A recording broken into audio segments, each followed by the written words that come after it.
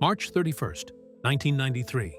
Brandon Lee had 8 days left of filming. 8 days. And then he was going to be a star. Not just any star.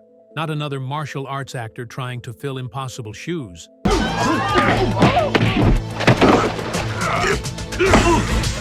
Not Bruce Lee's son playing dress-up in his father's legacy. No, Brandon Lee was about to become something Hollywood had never seen before. The Crow was going to change everything. The buzz was building. The studio knew it. The director knew it. Anyone who saw the dailies knew it. This wasn't just another action movie. This was the role that was going to rewrite the rules. 8 days left, and then a prop gun fired on set. And Hollywood lost something it didn't even know it had yet. This is the story of what almost was, and what should have been, The Shadow. Picture this: 1965, Oakland, California. A boy is born into a legacy so massive, so overwhelming, that it would crush most people before they even tried. His name is Brandon Lee. His father? Bruce Lee. The man who didn't just break into Hollywood, he kicked the door down. Bruce Lee changed everything. He made martial arts cool. He made Asian actors visible. He became a global icon. And then, in 1973, when Brandon was only 8 years old, his father died. Just like that, gone at 32, at the height of his powers. Now imagine growing up in that shadow. Every room you walk into, people see your last name first. Every audition, every role, every conversation starts the same way. Oh, you're Bruce Lee's son? The comparisons never stop. The expectations are impossible. How do you become yourself when the world only sees your father? Brandon tried everything to escape it. He studied acting at Emerson College. He learned different martial arts styles. He even went by Brandon Lee professionally, not Bruce Lee's son. But Hollywood didn't care what he wanted. They saw one thing: a name, a legacy, a marketing opportunity. The early roles came, but they were predictable. Kung Fu, the movie, Legacy of Rage, Laser Mission, action movies trading on his father's reputation. Brandon was good, genuinely talented, but nobody was looking at him.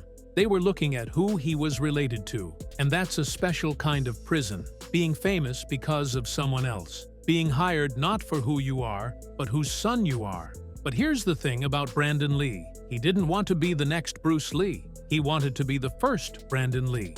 And slowly, painfully, film by film, he was getting there. Showdown in Little Tokyo showed he had screen presence. Rapid Fire proved he could carry an action movie on his own terms.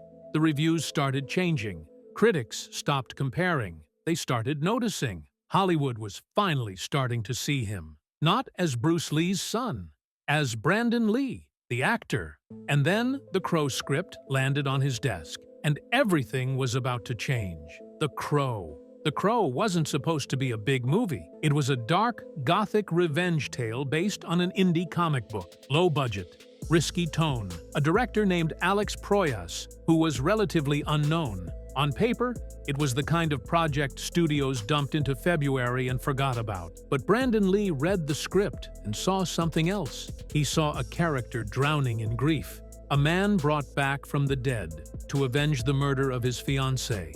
A soul trapped between two worlds, neither fully alive nor completely dead. This wasn't a martial arts movie. This wasn't an action hero. This was Shakespeare in face paint. Brandon fought for this role. He lobbied hard. He convinced the producers he could do more than kick and punch. He could act. He could carry emotional weight. He could be vulnerable and dangerous at the same time. And when he got the part, he threw himself into it completely. The transformation was total. Brandon trained differently for this. Not just physically, but emotionally. He studied the comic obsessively. He worked with Proyas to understand Eric Draven's pain. He learned to move like a creature caught between life and death, fluid, haunting, otherworldly. When filming started in February 1993, something magical was happening on set. The dailies were stunning. Brandon wasn't just playing Eric Draven. He was channeling something raw and real. The crew watched the footage and knew this was special. This was the kind of performance that gets remembered. The studio started paying attention. Early cuts were screened. Executives who expected a cheap cult film realized they had something bigger. Brandon Lee wasn't Bruce Lee's son anymore. He was a leading man, dark, intense, magnetic. The kind of actor who could anchor a franchise. The kind of presence that opens doors. Offers were already coming in. Bigger budgets, lead roles. Directors wanted to work with him. Brandon was being talked about for projects that would have been unthinkable a year earlier. The Crow wasn't even finished yet, and his career was already transforming. Everything he'd worked for, everything he'd fought to prove, it was finally happening. He was 28 years old. He was 8 days away from wrapping, 8 days away from post-production, 8 days away from the premiere that would change his life. Hollywood had finally seen Brandon Lee for who he really was, and they wanted more. Then came March 31st, 1993. March 31st, 1993. It was supposed to be a simple scene. Eric Draven walks into his apartment. A gang member fires a gun at him. Brandon's character gets shot, stumbles, falls. Standard action movie stuff. They'd done dozens of scenes like this already. One more setup, one more take. Then they'd move on. The gun was a prop,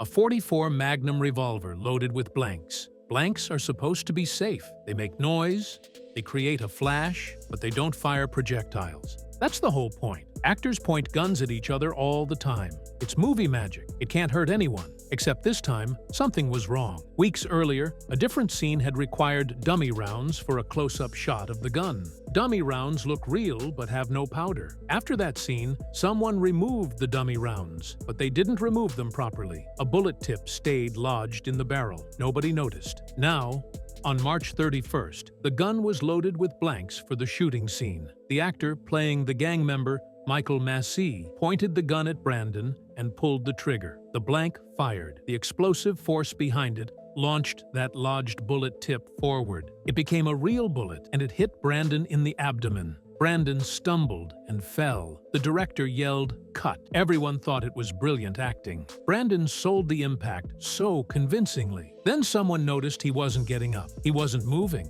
The set went silent. Then chaos. Paramedics, ambulances, rushing to the hospital. Brandon Lee was in surgery for 6 hours. They tried everything, but the damage was too severe. At 1:04 p.m. on March 31st, 1993, he was pronounced dead. 28 years old. 8 days from finishing his breakthrough role. 8 days from everything he'd worked his entire life to achieve. The news hit Hollywood like a shockwave. Bruce Lee's son, dead on a movie set, the same age his father was. Both gone at the peak of their powers. The coincidence was too cruel, too impossible to process. Production on The Crow shut down immediately. The cast and crew were devastated. Michael Massey, the actor who pulled the trigger, would be haunted by it for the rest of his life. And just like that, Hollywood lost something it had just discovered. A talent that was about to explode. A career that was about to soar. A future that would never happen. 8 days. That's all it would have taken.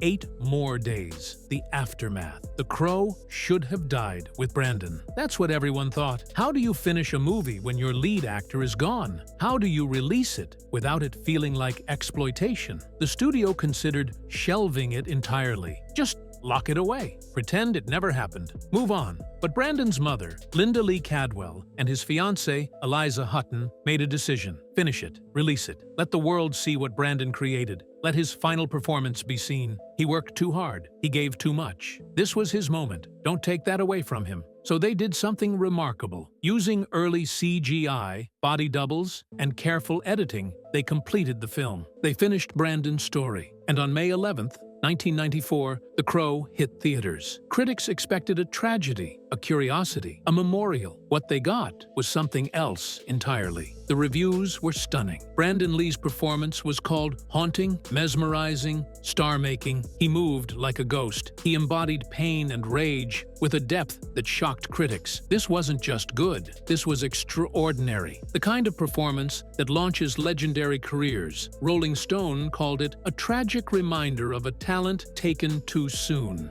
Entertainment Weekly said Brandon had finally stepped out of his father's shadow, only to be taken just as he arrived. The box office exploded. The Crow made $50 million domestically, more than triple its budget. It became a cultural phenomenon. The aesthetic, the soundtrack, the darkness. It defined a generation's version of cool, and at the center of it all was Brandon Lee, owning every frame he was in. People who'd never heard of him fell in love with his performance. People who'd dismissed him as Bruce Lee's son suddenly understood he was the real deal. But here's what really hurts. The offers that were coming before he died?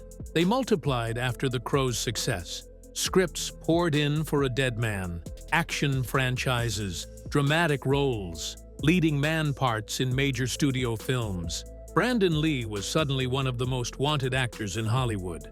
Except he wasn't there to accept any of it. Think about what that means. Brandon spent his entire career fighting to be seen as himself, fighting to escape his father's shadow, fighting to prove he was more than a name.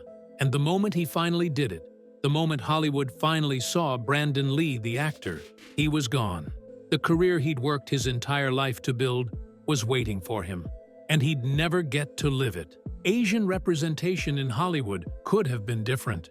In 1994, there were almost no Asian leading men in mainstream American cinema. Brandon could have been that breakthrough. He had the talent. He had the look. He had the range to do action and drama. He could have opened doors for an entire generation of actors. But that future died with him on March 31st. The roles went to other actors. The franchises found different stars. Hollywood moved on, like it always does. But if you talk to people who knew Brandon, who worked with him, who saw what he was building, they'll tell you the same thing. We lost something massive that day. Not just an actor. A force. A career that could have changed everything. Reflection. Here's the cruel irony that nobody talks about. Bruce Lee died at 32, on the verge of becoming the biggest star in the world. Enter the Dragon was about to explode. Hollywood was finally ready to give him everything he deserved. Then he was gone. 20 years later, his son dies at 28, on the verge of the same thing. The Crow was about to explode. Hollywood was finally ready to see him for who he was. Then he was gone. Father and son, both taken at the peak of their powers. Both 8 days, 8 weeks, 8 steps away from everything they'd fought for. The universe doesn't care about timing. It doesn't care about fairness. It doesn't care that Brandon Lee spent 28 years trying to become himself, only to die the moment he finally did. And here's what makes it worse. Brandon's death changed nothing at first. Hollywood kept using real guns on sets. They kept cutting corners on safety. It took decades and more tragedies before the industry really started addressing the problem. Brandon Lee died because someone didn't check a gun barrel properly. That's it. A simple safety check, 5 seconds of attention, and an entire future disappears. But his legacy did something his career never got the chance to do. The Crow became timeless. Brandon's performance is still studied, still referenced, still celebrated 30 years later. People discover it for the first time and can't believe what they're seeing. That magnetism, that pain, that presence. And they wonder the same thing everyone who saw it in 1994 wondered. What would he have become? We'll never know. We'll never see the action franchises he would have anchored. We'll never see the dramatic roles he would have transformed. We'll never see the doors he would have opened for Asian actors in Hollywood. We just have The Crow. One perfect performance. One glimpse of what could have been. One tragic reminder that talent isn't enough. Timing isn't enough. Sometimes the universe just takes. Brandon Lee deserved more. He deserved the career he was about to have. He deserved to step fully out of his father's shadow and into his own light. He deserved to be remembered for a body of work, not a single film. But life doesn't work on deserve, and Hollywood doesn't wait for anyone. If this story moved you, hit that subscribe button. Brandon's legacy deserves to be remembered. Drop a comment telling me which forgotten Hollywood story I should cover next. Thanks for watching.